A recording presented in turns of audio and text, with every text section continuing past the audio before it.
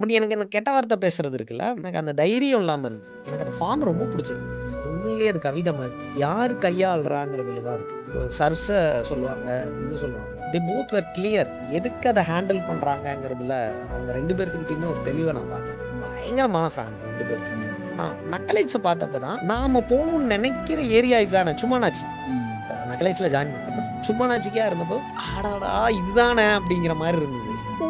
ஒரு பயங்கர சீரியஸான விஷயத்த இப்படி சொல்ல முடியுமா? அப்படின்னு. ஆமா. ஏடிஎம்ல கியூல நின்னு சோத்துக்கு வழி இல்லாம நின்னுகிட்டு இருந்த மக்களோட வலிய இப்படி சொல்ல முடியுமா? அப்படின்னு ஒண்ணு இருக்குல்ல. ஆமா. அது வந்து என்ன பயங்கரமா ஃபேசினேட் பண்ணுச்சு. என்ன விதமான சிந்தனை இது அப்படின்னு. அதுக்கப்புறம் வந்த பசங்களுக்கெல்லாம் அது கிடைக்கல. எங்கள மாரி அந்த முதல் பேட்ச் இருந்தோம்ல.